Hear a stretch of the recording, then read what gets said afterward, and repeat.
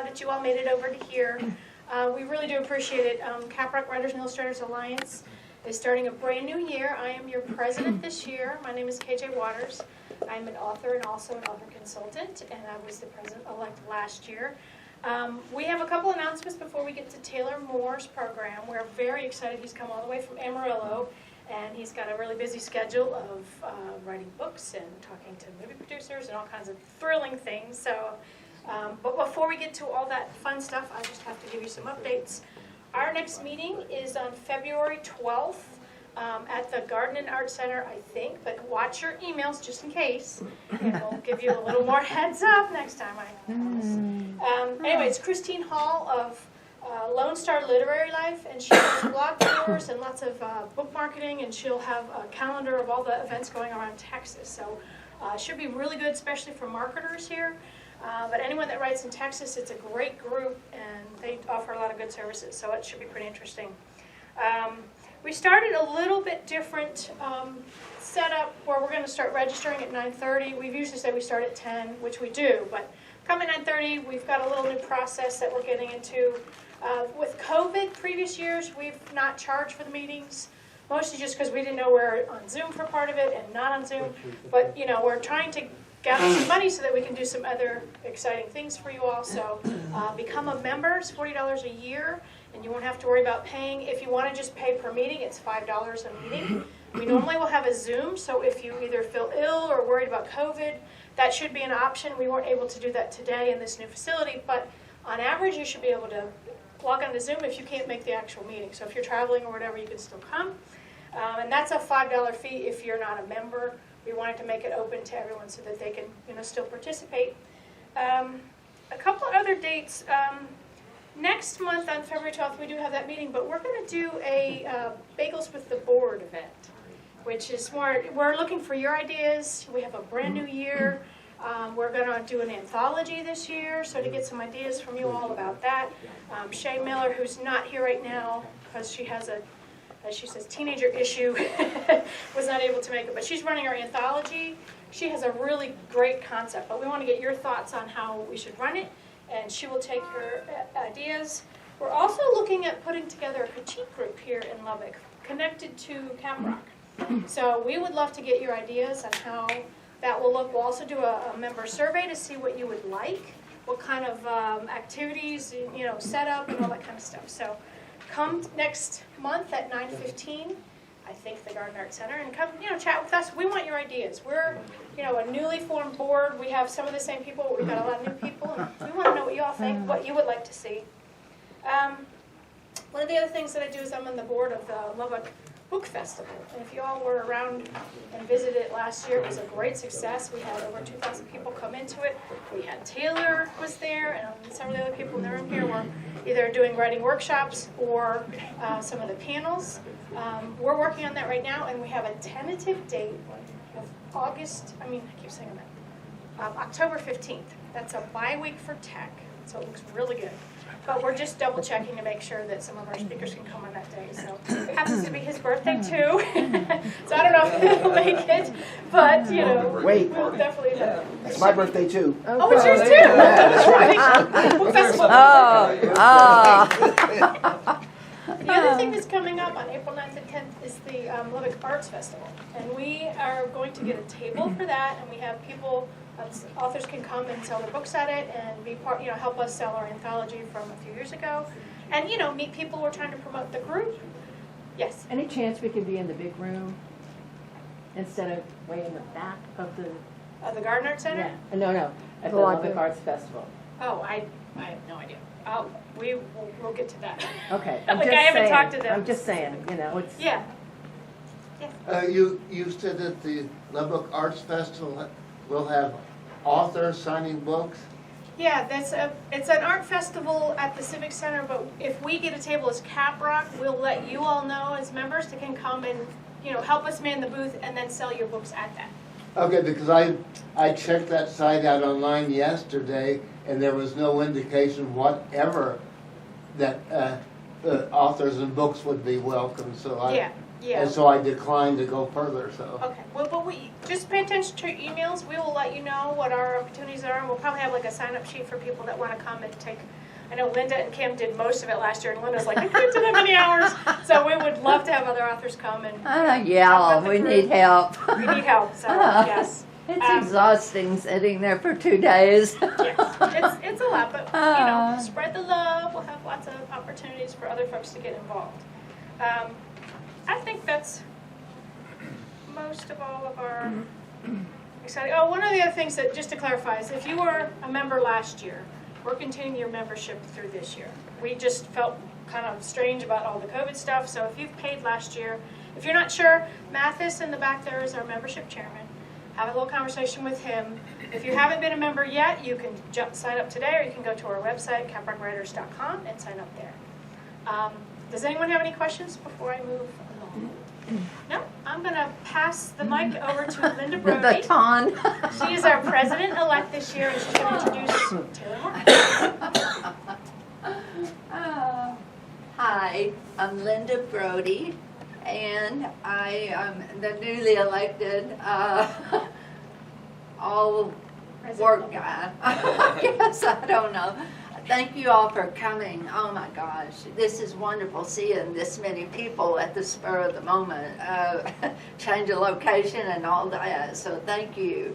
I'm so excited, really excited to have Taylor Moore here. I met him, I guess, about 4 years ago. Bruce Edwards, who is a member of our critique group, asked if he could bring Taylor to our critique session, and he came. And when he finished reading his designated pages, Jody Thomas and I looked at each other and we said, wow, this guy has it. He has it in spades. He is very gifted. And he didn't read like a beginner, never. He didn't make any of the beginner mistakes. So I think it was probably his background. He is an adventurer. And a lot of people don't know how much he thrives on adventure. When he was 24 years old, he hiked through the jungle of Bolivia by himself, crossed the Andes, boarded a Russian icebreaker, and went to the Antarctic. So, and he still loves adventure. When he is writing his stories, he does whatever his character is doing because he wants to know what it feels like and if it's possible and if he doesn't kill himself. At one point in this first book, he decided he wanted to have a helicopter scene, and so he knew this guy, and he took him up, and he hung out of the side of the helicopter shooting his rifle while it was going. He wants to get stuff right, and I admire that so much, and is willing to do whatever it takes. He is just, I can't say, his work is just excellent, and he was drafted,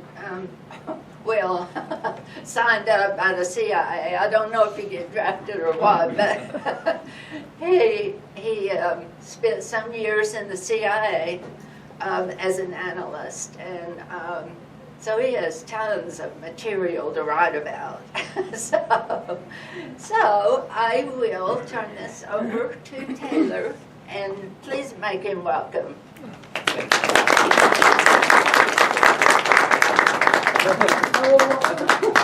She's a good friend of mine. I wouldn't be here if it weren't for her and for Jody and friends like that. That's absolutely true. Thank you for the wonderful introduction. Thank you, KJ, Kim. I think I saw her come in somewhere. Is that, oh, there. Yeah, thank you for having me. I really appreciate it. Thank everyone for coming out on a cold morning. You could be a lot of places, but I'm glad you came here, and thanks for coming to listen to me. So I have my handy-dandy little notes here. Don't worry, I'm not going to read from these. I like things to be conversational, but I have to sort of keep myself on track a little bit. So I'll kind of, come over here and make sure I'm staying on track here. But what I like to do, typically with a group like this, and can y'all hear me okay? Yeah. Sometimes I'll what I like to do with the writers group is talk about writing, talk about my journey from point A to point B. How did I get from sitting out in that chair? And everybody's experience is different. Some people are published, some people are wanting to be published. Some people are just here because you had nothing better to do and it's just a place to be on a Saturday. But whatever you are, I like to try to bring a little bit of something for everyone. And but particularly for the writers, the people that were like me, sitting out in the chairs, out in that audience, that were thinking like, so here's this guy, he started somewhere, and now he's got a publishing deal. I'm working on my second publishing deal with William Morrow HarperCollins.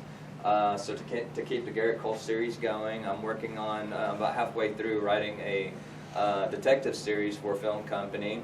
Downrange, the book was bought by Universal, so I'm a consulting producer, working on getting the pilot together to try to sell to a platform, which would be a stream or a network.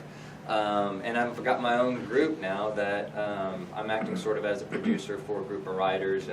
One's CIA, one's a retired homicide detective from the NYPD.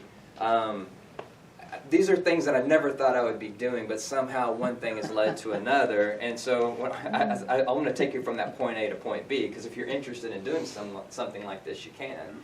And it's just a matter of putting all the pieces together and getting there. I wrote down this quote the other day. I saw it. Are there any Narcos fans? Does anybody watch Narcos on Netflix? Oh, okay, we got one. All right. It makes sense that you would watch that. Well, I just finished season 3, and I never like anybody to give anything away, but there's this quote, and I had to write it down afterwards. And there's these two drug lords sitting around having this conversation about what they wanted to do, about rising in the ranks. And this one guy basically says, "I want to take over everything. I have this dream of being the biggest narco trafficker in the world." And so the other one says to the guy, he says, the old saying, if you ask God to move a mountain, be ready to wake up next to a shovel. Pretty good, huh? I don't know if you've ever heard that. I hadn't heard that one, but it's a good one. And I wrote that down because I was like, that's my story. I was like, and you'll see as I get to it, because I was like, God, I need something to do here. And boy, did I get that shovel. And every morning I wake up since I heard that, and I'll be like, time to get my shovel. So if you want to get to this point, step 1, be ready for your shovel. When I did this a similar talk for the group that we have in Amarillo, they phrased it really well. A guy named Rick Trayon was the former president. When I did my talk, he phrased it as how Taylor Moore became an overnight success. Right? Overnight, we always hear this, with these bands that people say like, oh, they just popped onto the scene, or some actors like, oh, he just came out of nowhere. Well, they didn't, right? We always know their backstories, and usually it's the band that played in the beer joints and the honky tonks, and they were there for 10 years before they got noticed, or the actor who was a busboy or whatever for years until they finally got their big break. For me, it's the same thing, and so I'm going to go through a little bit of that background that led me to this point. And then what I do is I kind of like to do like I don't know if we call it a best practices or something, but I kind of like to end with some of the things I've learned along the way.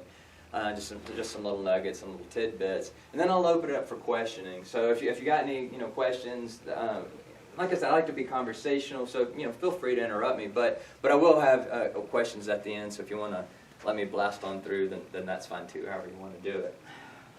But so I'll start. People always ask like, well, how long did it take you to get here? And it's a question that to me it's almost impossible to answer, because I'll say it took 3 years to 5 years to 20 years, depending on when you want to say, when I want to say that I started this writing journey.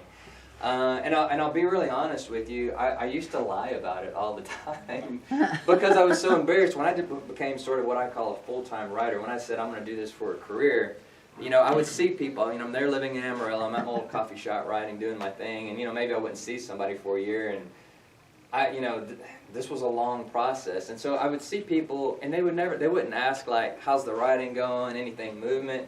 They would walk up to me and go, Taylor, where can I get your book? Where can I get your book? I mean, it was so embarrassing, because at this point, I was still writing the first book. Where can you, do you know how many steps there are between this and this? And so I'd always kind of make up something, well, it's just, around the corner, just, got a few eyes, whatever, and so it was 3 to 20 years, depending on how you look at it.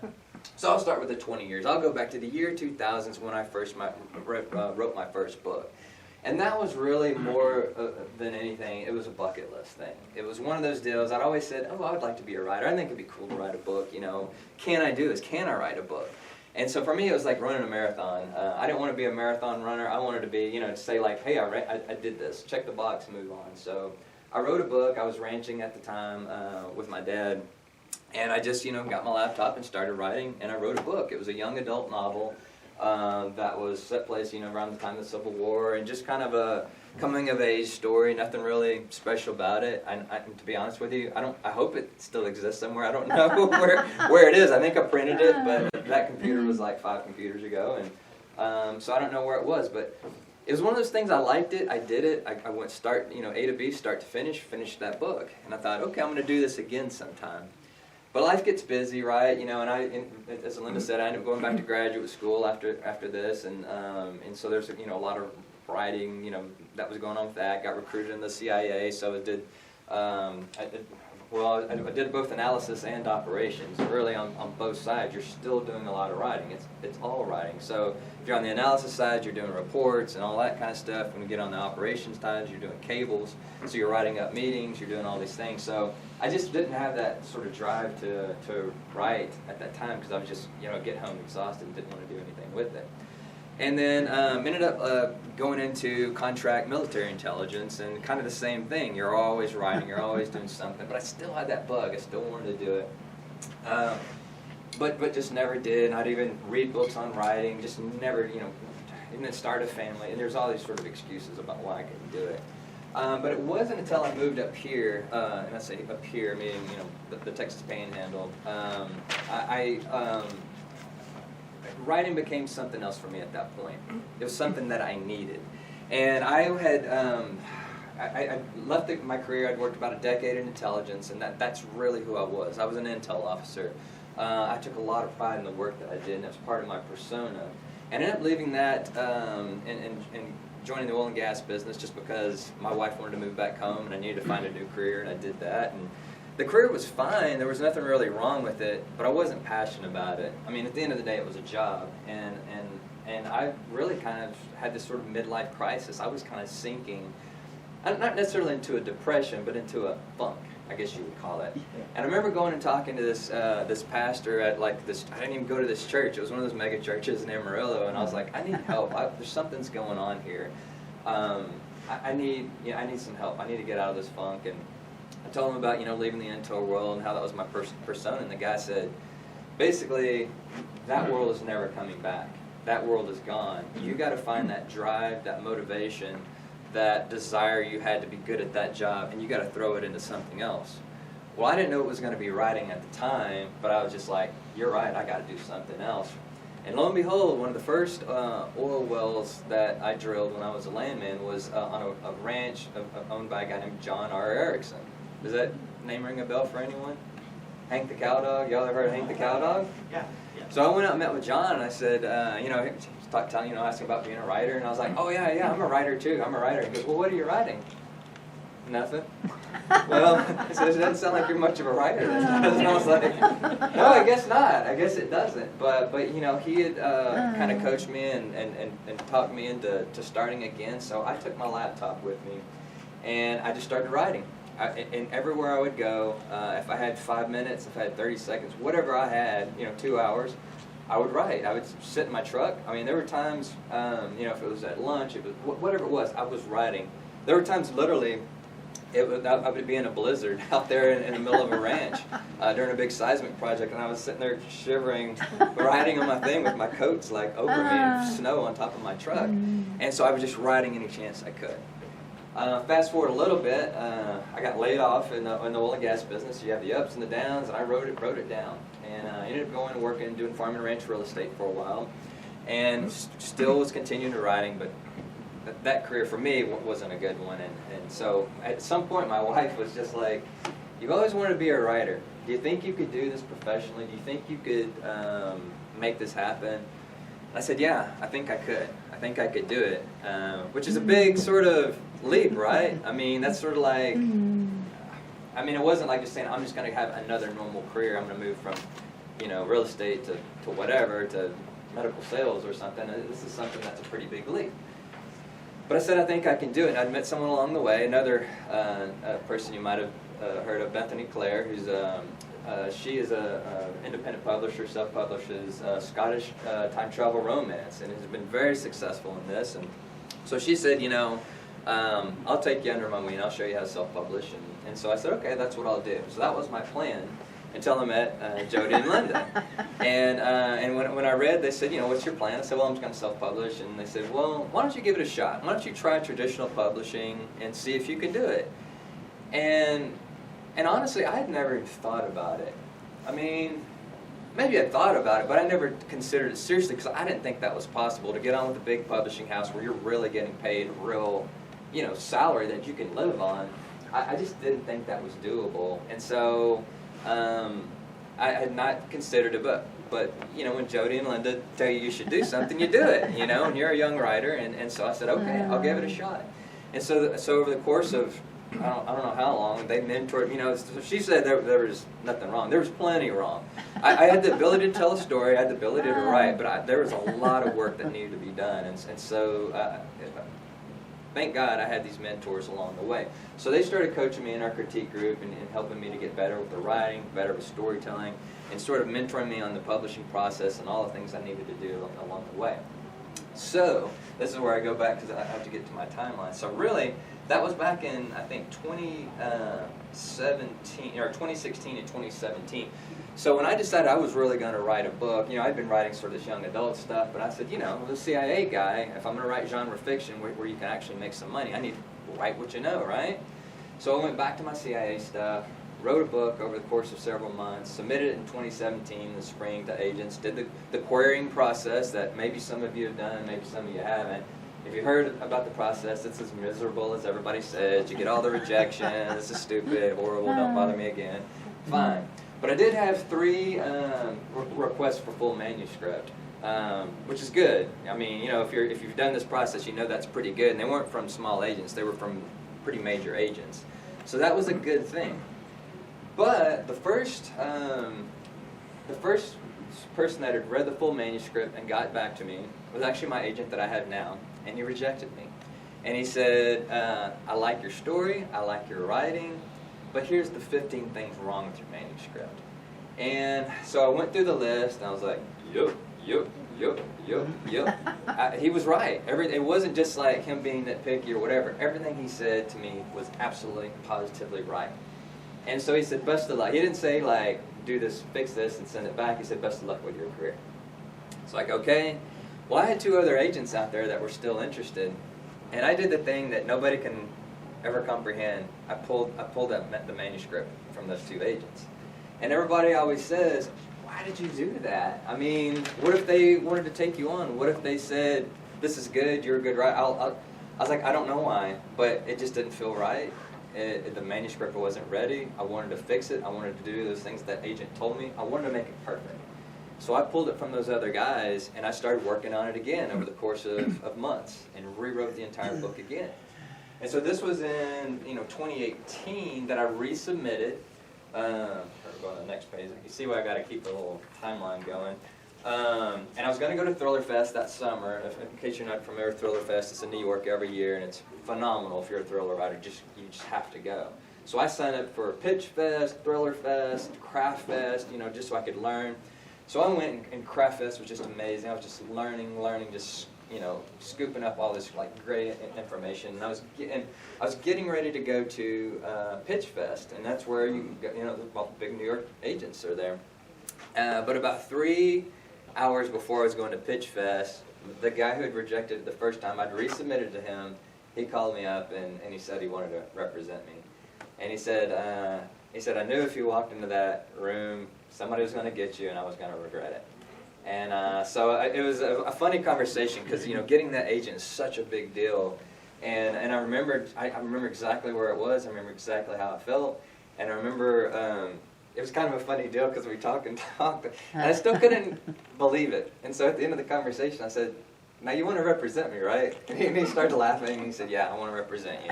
And he says, "I'm going to be there this afternoon. Let's meet. Let's talk a little bit." And so that's how that went. So I got my agent in 2018.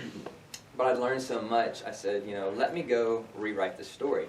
So I went, rewrote the story, gave it to John. He read it, and he got back to me, and he said, "You know what? Why don't we just trash this book? Why don't we start fresh?" And I said, "What are you talking about?" He said that there's something better in there. He goes, you're the guy that you wrote is your protagonist. He goes, "That's not your protagonist." He goes, "Garrett Cole is. That's secondary character. That's your protagonist." He goes, "Can you bring him back to Texas and make him, as a DEA guy, law enforcement?" I said, "Absolutely not. Can't do that. No, I'm not a law enforcement guy. I'm an intel guy. That's my world. I did counter narcotics, but I did it from a different level. I wasn't arresting. It was just a different world." He said, "Well, think about it, and see what you can do." So I tossed and turned all night. I just, I think I woke up like 4 in the morning. I said, "Let me see if I can write this story." And I sat down, and it was the most easily written, flowed like never before. It was just, that was the story. That was the protagonist. That was the character. It was the right call. So I got back with John that day, and I said, "Yeah, this will work. I can do this." So I set out again over the course of not just to build a new story, a new book, a new series. You got to think the series through. Can you do it? So I had to, build this new series out. But so over the course of months, I'm writing this book, and that's in 2019. So I'm sending this to John, and he's loving it. He's like, "You're on to something. You're on to something." So I go back to Thriller Fest that next year, and the book really wasn't ready. It wasn't, I maybe 3/4 through. And he was talking to the guy who ended up being my editor with William Morrow, HarperCollins, and so my agent wasn't really ready to pitch, but the editor had said, they were just having this conversation. So John said, "Well, what are you looking for?" And he's like, "Well, I'm really looking for like an outdoors series, something." And my agent's like, "I got something. And he goes, "There's a CIA guy. He's writing about this DIA guy. It's horses, outdoors, Texas high plains." And so the editor was like, "Don't say a word." Like, "I'm interested. I'm very interested." So my agent grabbed me and he's like, "We got to go have lunch." So we had one of these like 3-hour lunches where he sort of like said, "Here's the publishing world. Here's what your options are. Here's what you can do. What do you want? What do you want in a career?"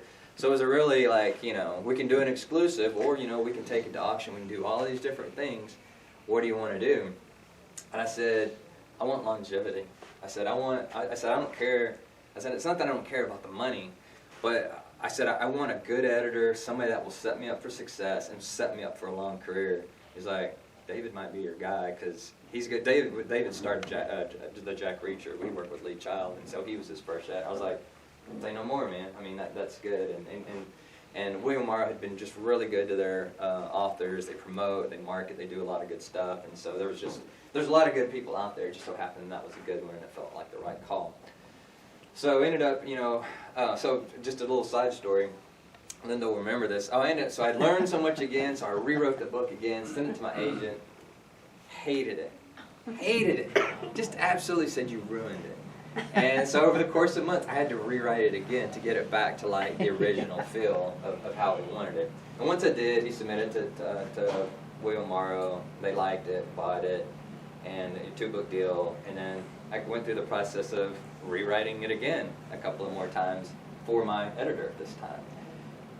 So anyhow, that's over the course of 2021, I guess. So it was 2020 is when I got the deal. 2021.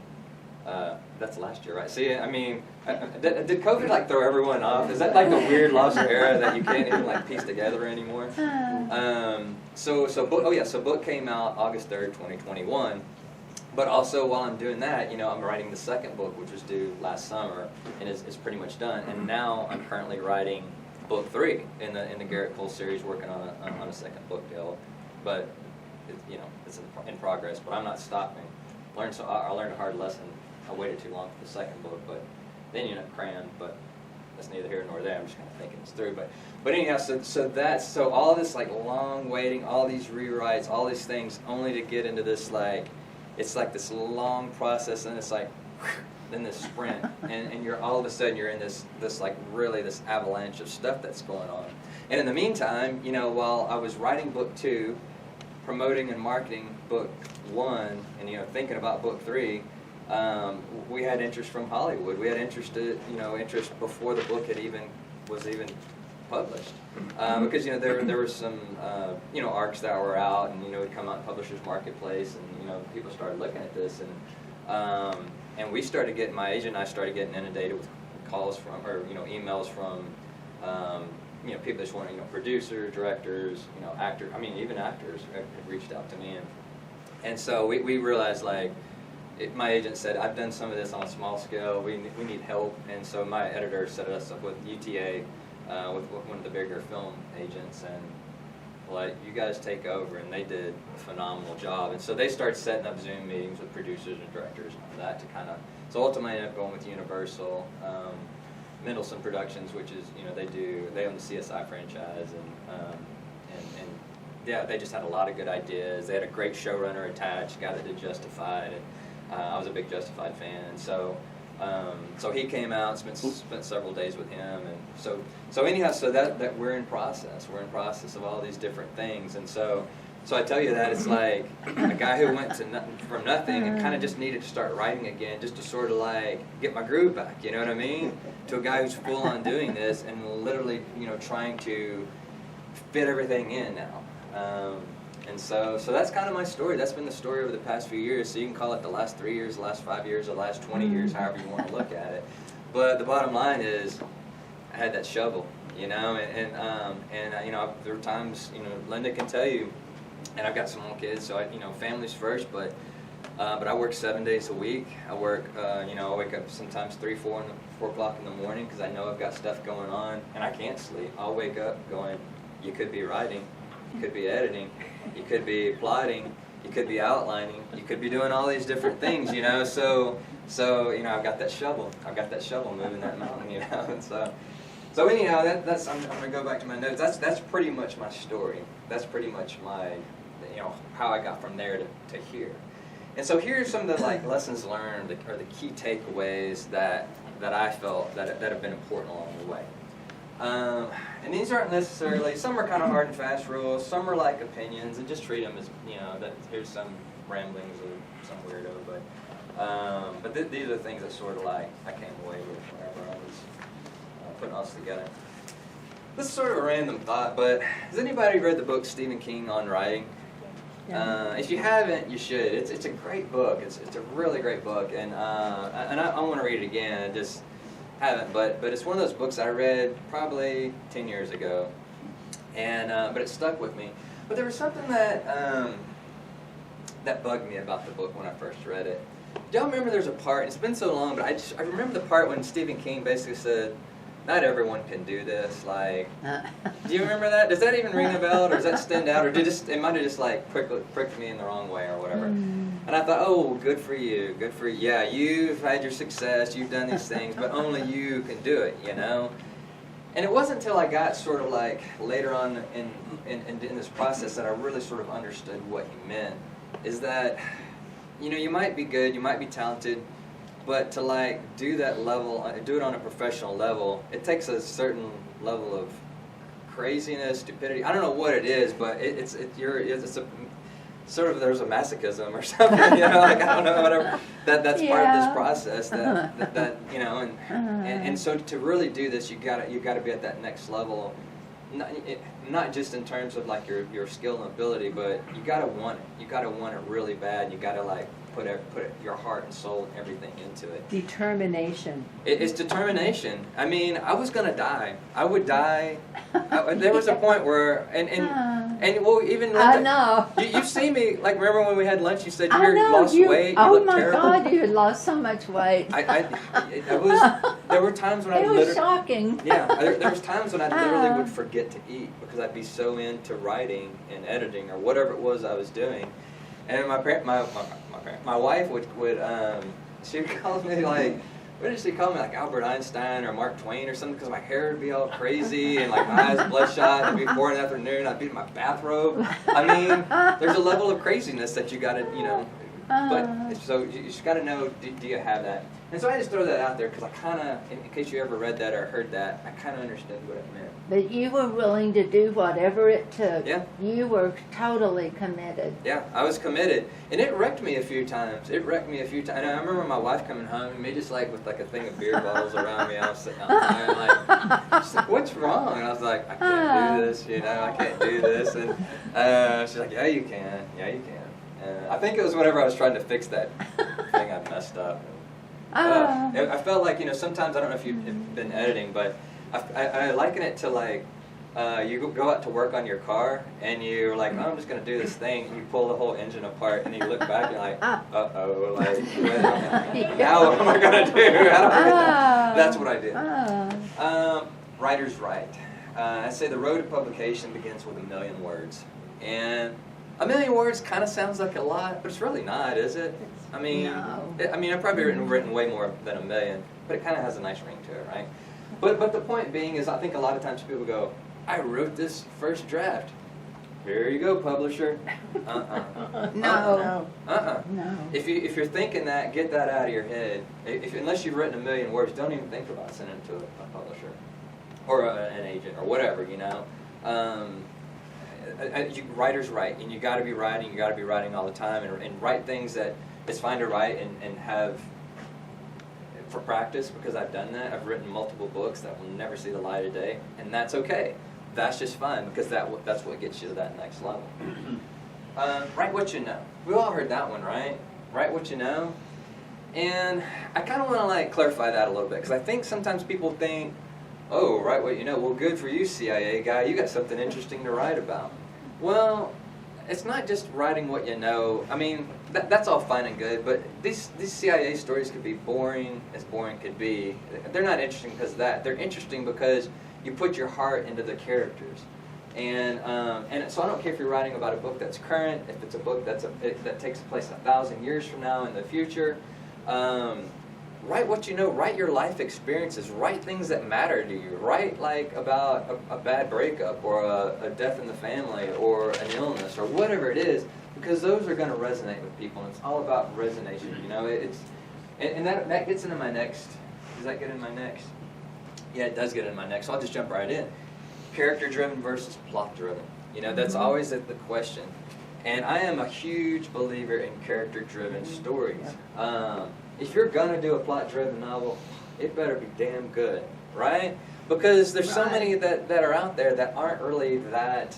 I mean, like you got these despicable characters in like Gone Girl or something, and it's a great book, but the characters are kind of despicable, right? But I mean, you don't. But the plot is that good, is my point. But you can write a book with a very simple story, as long as those characters are good, then people are going to love it. They're going to gravitate toward it. They're going to recommend it to other people. I always use Lonesome Dove as an example. Has anybody read Lonesome Dove? Y'all know the book. It's a fun. If you haven't, you should really. It's not like, in my opinion, it's good. It won't appeal at surprise. It's good. But I'd recommend this in the past to people that go, "I don't like westerns." I'd be like, "Do you like books about life and love and loss and like what you could have had if you'd done something differently?" It's about pride, and it's about jealousy. It's great. It's just a great story about people, and whether you like westerns or not, you're going to love those characters. You're going to cry when something bad happens to them, and you're going to want the best for them. And so to me, that's always the driving force, is to write character-driven stories. I don't care if it's what you're writing. If you're writing fantasy, if you're writing whatever it is, character-driven stories are the way to go. Unless you're really good at plot, and you better be damn good. I always like to tell people writing is a team sport. So there's always the image of the writer sitting in his office, you know, lonely and, you know, I don't know, whatever. And there's a lot of that. When you're writing, there is a lot of alone time and being by yourself. The sort of Ernest Hemingway or whatever, but, you know, we all know how that turned out. So writers need people. Writers need people in their lives. They need support. And so that's why I say, when you mentioned that critique group coming up, get into a critique group. That will be your lifeline.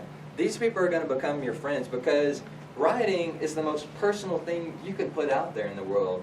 This is you. It's not someone else. This is 100% you. And so you need that those people are going to become your best friends. They're going to be your support system. They're going to be your lifeline. Find a critique group. Find a group like this. You know, go up to the next level. These groups are good because you're going to learn, you're going to meet, and people are going to have ideas. And then go up to the next level to the international or national or international or state or whatever it is. I'm with International Thriller Writers, so I can't tell you how wonderful that organization is. I look forward to going to that so much because I'm with other writers. I'm with my people. You know what I mean? And so, but we're writing similar books. But you'll find if it's fantasy or romance or whatever it is, you're going to find your people at those things. So be a part of those organizations. I can't tell you how much Linda and Jody and Bruce. I couldn't have done this without them. They always say, "Oh yeah, you could." I couldn't have. That's just the reality. I couldn't have. So find that group, find your people, and find your support system. And lastly, you know, I say, decide what you want, formulate a plan, and never give up. This is something I really believe in. Sometimes people ask, like, what's the one piece of advice you would give, like, an aspiring writer? I say, finish a book. Finish a book. There's so many people that will spend their entire lives saying, I'm a writer, but will never finish a single book. And I do have this caveat, and I'll say, if you just like writing, and writing is your release, and writing is your hobby, and that's just fun for you, write 1,000,000 books and never finish them. Seriously. I mean, because if that's just your fun. But if you really think, I kind of want to be published. I don't care if it's self-published, small house, big house, whatever it is. Start and finish a book. Even if it has a crappy ending, and you go, this is the dumbest thing that's ever happened on the planet. Who cares? Start and finish a book. That's what I'll leave you with my best advice. So, any questions? Yeah. You have copies of your book for sale? I don't. I didn't. I don't have any to sell. I apologize, but they're pretty much everywhere. Barnes and Noble. Yeah. Wherever. Yeah, but you're not going to be at Barnes and Noble this time. No, I guess I'm not. Sorry about that. Yeah. Barnes and Noble's not doing signings now. Well, I understand my that. book's in Barnes and Noble, and they said, we're not doing book signings right now because of the COVID. I understand that. My point is he wouldn't be there anyway. Yeah. So no, sorry. You know, my publisher, they haven't been. They kind of. I don't know. They always want a bookseller involved usually with us. I just thought you had some. Yeah. No. Appreciate that. You said you had an agent who gave you a list of 15 things that you're, Yeah. which to me, that is a big sign that's good because they liked you well enough to give you 15 things. I got a 2-sentence rejection. I was we just can't use you at this time, so, but I would have rather gotten the 15 things to do. Do you have a list of those things still? And do you, you may have mentioned many of them here as you spoke today. That's a great question. Yeah, so I wish, I should find that email and find, it'd be sort of interesting. It's from years ago, but I'd love to find what it is, and I'd love to send it back to my agent and go, remember how you rejected me? Sure. Let me think off the top of my head. One that comes to mind was that he said you had sort of switched, not necessarily genres, a little bit. He said you went from kind of the spy thriller to an action-adventure novel. And he said, and I remember him saying this in the writing, sometimes, he goes, I love both. He goes, but you got to stick to one. And then I had done that. I'd started with this sort of spy thriller, and it kind of went over the top where I had a little bit of more of a Steve Barry or, one of those guys, kind of like just more of an action-adventure thing. I was like, oh, yeah, I didn't stick to, I just wrote what I thought was fun. And that was the wrong thing to do. How much of your CIA background is in the stories? So so just so you know, this is a common question. People are like, well, do you have to get this approved? I do get it approved. There is a publication review board, and I'm very diligent about always send stuff to them. If I make changes to it, I'll send them the changes. I do go through them. What I've learned is that the things that I think that are, so the short answer, yes. But it goes back to character-driven versus plot-driven versus like facts. I do like. So you made him more exciting than you. Yeah, and everybody will tell you that. Yeah. You know, like whether it's Jack Carr, former Navy SEAL, Brad Taylor, former Delta Force, all those guys will tell you, I am not this character. Everybody thinks I'm this character, but I am not. This guy's a lot cooler than I am, and I say the same thing about mine. But I guess what I like to put in when it comes to CIA is I like to put atmospherics.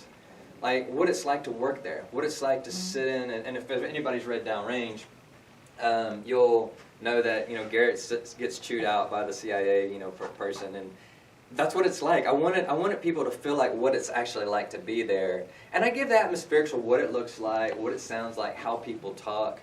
But in terms of like getting into the nitty-gritty details of like agency stuff, honestly, so you know, another critique from my agent that wasn't part of the initial one, but later on, it's kind of funny. These agents have sort of a way about them. He basically he put it in a very nice way, but he basically says this is boring, and I was being too specific as to how the CIA worked, and so you know from law enforcement. A guy riding around in his car all day is not interesting. That's why they always give him a partner so they can have conversation. You know, like, and you know, every day they're like chasing down bad guys. That doesn't always happen. It happens, but it doesn't happen every day, and that's the same in the CIA. So it's over the top. You know, it's meant to be fun and over the top. But I have a sort of a rule, like, I don't know. You know, do y'all remember like there was that Supreme Court justice that said something about like obscenity, and he goes, I don't know what it is, but what is it? It was third degree martial law. Yeah. I know I've seen it when I see it. I know it when I see it. Yeah. That's the same way with CIA stuff. Like things that are like not correct don't always bother me, but some things do, and I know when I see it, and I can't really define it. But you know, if like a CIA says like you're under arrest or something weird, I'm like they have no arrest. That's like ridiculous. But if they're like, you know, doing their helicopter through, I mean, I'm like, okay, fine. You know, I mean, I don't know. So there's certain things that I stay true to, and certain things I just let my imagination run wild. Yeah. I have a process question. Like, the key to writing is writing, right? Uh-huh. When do you allow yourself to start editing? Because that's just as important as the writing part. Yeah, it is just important. You know, every time it's a little bit different. That the great nice thing when we were doing critique is that you had to have something polished every time. So now I wish I would polish more than I do quicker, but I always wait till like 50 pages in. I'm like, oh man, why did I do that? Now this is horrible process of like, you know, if I did it chapter by chapter, that would have been better. But it's a learning process too, because I've learned not to polish too much, because sometimes even before I send to my editor, because he's like, this chapter, you know, and you think, you could have spent like 2 weeks on it, you know. And so I kind of get it to a certain point, but it's a moving target. I don't know, and that's a good point. You don't want to go so far that it's a miserable process of editing, but you don't want to like just get stuck on one chapter and not move forward with the story, because if you got good momentum, which is kind of how I work. Like, I'll get this momentum, like, ooh, what if he did this? Oh, but this person over here is doing this thing. Oh, and then this guy does this. Like, you want to keep that momentum How much going. trouble can you get him involved in, right? Yeah. How much trouble can I make in? Yeah, that's why the fun part of the book is the beginning, and the end is like, oh man, like, why did I do all this to this guy? Like, now I gotta fix it, you know? I have so much fun. Yeah, so much fun, like, with the flamethrower, just like, you know, burning down the building, and then like, we're like, oh, he's got to get out of the building now, you know? So, yeah, the answer is you got to figure it out on your own. There probably is no good answer, you know? Just whatever feels right to you. So take me back to that decision to quit the regular job, be a full-time writer. What allowed you to do that? Did you have like a timeline, like, okay, X number of months, or what were the mechanics of that financial decision? So that's a great question. It's one that my wife once told me that I gave a horrible answer to. So I'm going to try to do better than I did the one time that I gave it. So there's a lot of factors, just like any big thing in life, you know, from getting married to where you're going to go to college or whatever it is, there's a lot of like different like, you know, factors that go into making that decision. For us, we had put, my wife and I, you know, fortunately she's a pharmacist, so she's got a good job. But that doesn't necessarily mean anything. I mean, she could lose her job, you know, and it's all about your lifestyle. We're big Dave Ramsey people. Are anybody familiar with Dave Ramsey? So when I decided to do this, we had zero debt. We had a nice little nest egg. You know, we'd put money away for the kids' college. We'd live like paupers, but we had financial stability, and I could do this because we had a good source of income. We had our nest egg. We had our debts paid down. We paid it for our house. We paid for everything. And so there's a certain level of responsibility. It wasn't just like, I'm going to do this like wild-eyed. We had sort of prepared ourselves for me to make that call. The other thing too is small children. You know, we were running ragged. I mean, I was, you know, as a landman, I was like on the road all the time. I had this super stressful job. And you know, she is a pharmacist. She was, you know, I mean, you know, she worked at hospitals, and you know, we were both like really running ragged, and we had these small kids, and it was kind of like, man, somebody needs to be home. Like if a kid gets sick, or if, you know, to pick them up from school, all these different things that we just, so it was kind of a personal decision too, that it was just good for our family. So even if it didn't work out, we kind of needed it for our family at the time. It just so happened. The other thing is I had good backing from people like, you know, Linda and Jody, and like, I wasn't just firing blindly. I had some good mentors, and I guess we'd done this before I met you, but Morgan, you know, Bethany Claire was helping me, and kind of I had a plan. You know, there was a plan in place. I was going to self-publish at the time, but she had a business strategy to doing this, and so there was a strategy. And then it's about knowing your personality. My wife trusted. She knew my work ethic. She knew like the kind of guy that I was. I was like, if I put my teeth into something, it wouldn't happen because I wasn't trying. It wasn't happening because I'm not smart or capable. It just may not happen, you know. But so there's just a lot of factors that go into that. And in terms of timeline, there really wasn't one, but I don't know. You know, maybe there should have been. I don't know. It worked out. Yeah, it worked out. Yeah, I think a book births itself. It has its own idea of when it's going to be there, and you kind of find it as it wants to be. Well, so okay, to that point, like, you know, I was writing this other thing, you know, these other books, and it wasn't that they weren't good, but it wasn't the right book. It was very good. Yeah, well, yeah, I mean, it was, yeah, and so my agent always said, the first book that I wrote that you guys know, he said, I can sell this, but he goes, I can't, he goes, it won't sell for what I think we want to get. And it wasn't necessarily that, that it wasn't good. There was a lot of competition. So for the type of book I was writing, what he told me, the big houses had their number one guy, their two guy, their three guy, their four guy, their five guy, their six guy, their seven guy.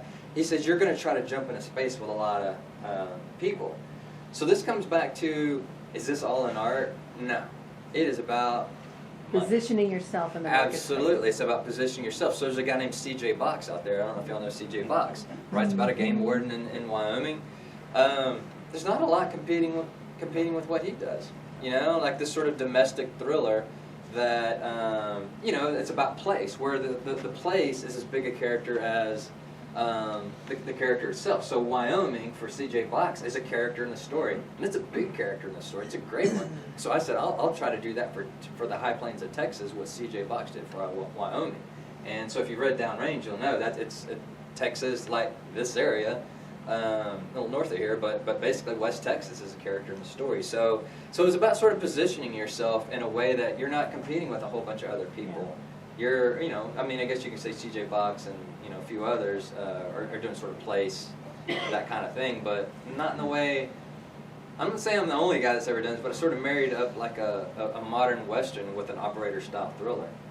But then I had the other element too, is that there's a lot of like family drama, and there's a little bit of, and a little romance. I mean, it's by no accident having these like influential romance writers influence the book. I'll tell you, I know.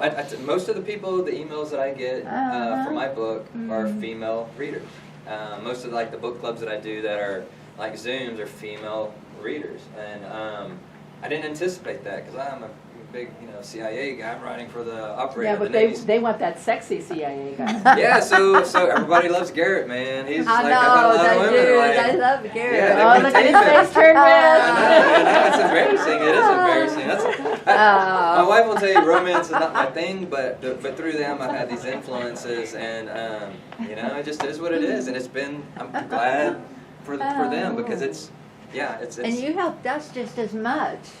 Well, yeah, I brought in something. You did. Yeah, You did. I brought something to the Yeah. table. Yeah, because I grew up on a ranch, and so I knew, I the know, horses and all I that kind of stuff. And, so that's the great thing about the critique group is that everybody's going to bring something different and something unique and something cool, and so that's what makes it really fun. That's why I recommend it so much for a variety of reasons. And again, the friendship and the camaraderie and all that. Anybody else? Anybody in the back? I see questions. Well, you always said that the main thing your purpose was to write a character you cared about. And that one thing has turned the thriller world upside down because they don't do a lot of deep internalization. And you can read through the book and don't care about the ending. I'm glad you brought that up. So that was another thing, and I should have brought that up in this thing. But when I started doing my research, I would go to a library just like this one in Amarillo, and I would get like a stack of thriller novels from all the greats, and I'd put them by my bed, and I'd sit there and read. And I'd read and read and read. I'd read 100 pages. I'd read 150 pages, and I go, okay, I've seen what they've done here. Take it back to the library. But this something like this theme sort of came up in my head, and I was like, how did I just read 150 pages of a book and went, like, there you go? I was like, that's not right. You shouldn't be able to do that. You should be so invested in those characters that you have to get to the end to see what happens. Like, there's no way you're not going to put that down to find out what happens to Asadi or to Garrett or Lacey or whoever in the story. And so I do multiple points of view because I want.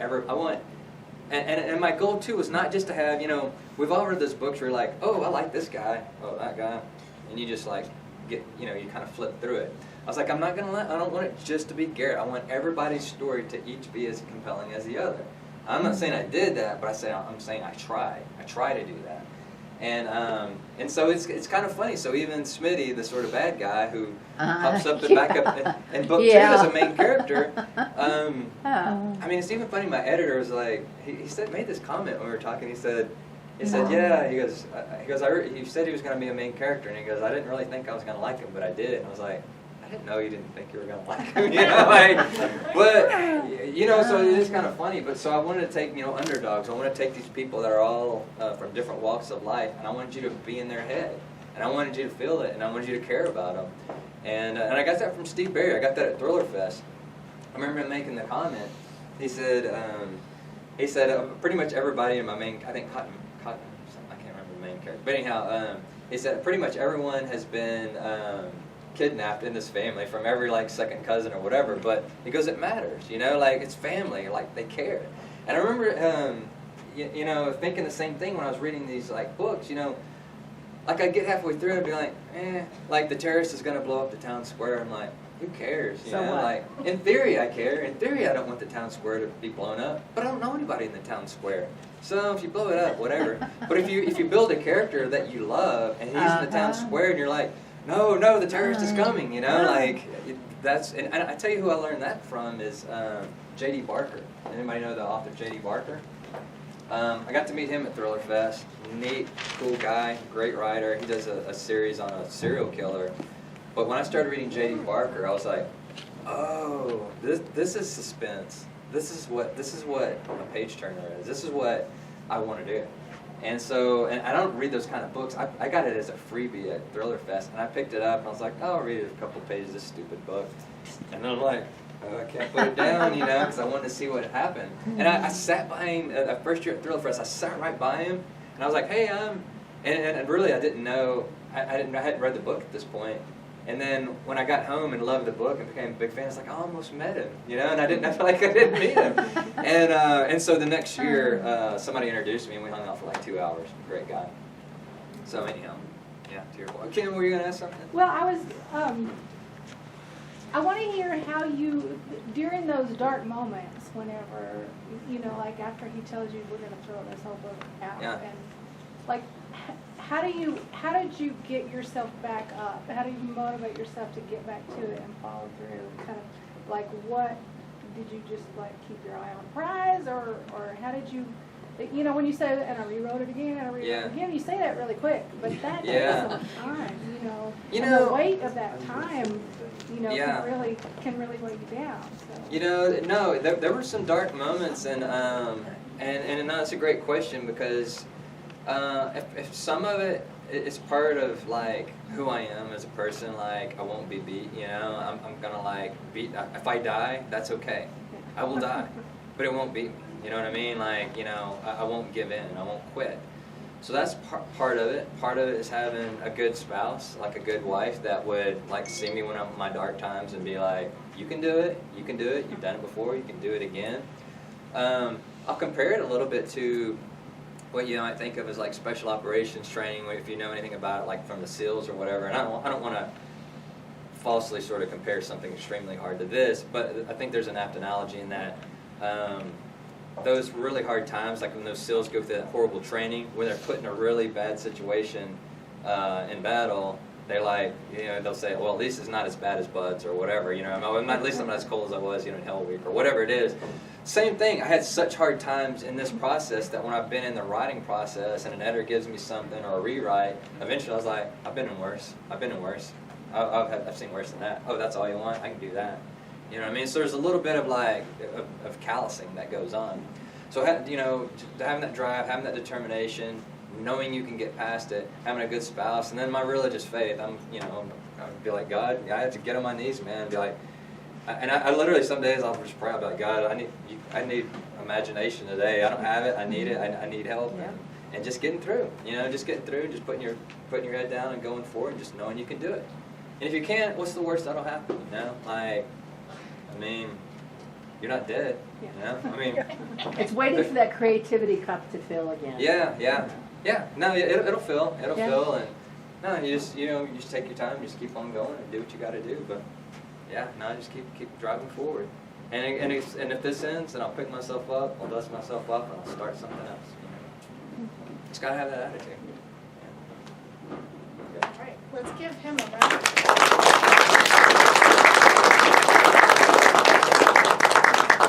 Thank you so much. That was very inspiring. It's good to hear the depth of the pain that you've been through, because I feel like, you know, as writers, we feel that too. It does add to your writing skills and your, you know, the adventure that you put into your book. So thank you again for coming. It's been, I know he's all the way from Amarillo, and it's a long day, and he has a lot of things to do. So Yeah, no, my pleasure. I appreciate it.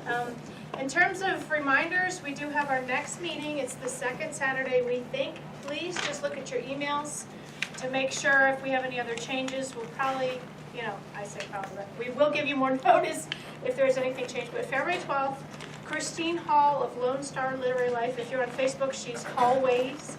Has great marketing advice, and I think will be really interesting for you all. We're doing the Bagels with the Board, so we'll have bagels come at 9:15. Chat with us, give us your ideas. We want you to be an interactive part of our group. We've got a lot of great board members. If we weren't running late, I would introduce to someone that are here, but we've got their names in the thing, and just come next time. We'll have much more time to talk to them. Also, just looking for ideas for the anthology and critique group. So we're going to look in your emails. We're going to send you something. The other thing I forgot, our board meeting was so exciting. We went through the bylaws and constitution and made some changes, and so we suffered through that. But now we get to let members suffer through that. We're going to send you our changes, and they're nothing major. Most of them were little tweaks to some things, but I'll outline what the changes were and send them to members to vote on. February meeting we'll have a vote to approve them. That's the process that we have outlined in the bylaws, so that we can do all that stuff. So.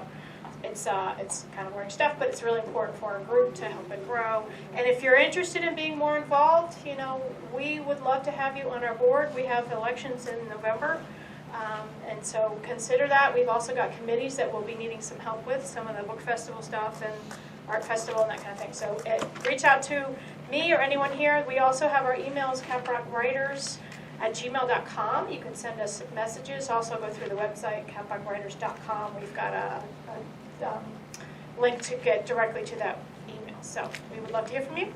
And you'll be hearing from us. Make sure that our emails are in a good place where that, if you know, as long as you open them, your email server will recognize that we're sending you stuff. So if you don't find it, search for it and then move it to the right primary folder if you're in Gmail. Anyway, let's thank Taylor again for coming out for us. Thanks for coming.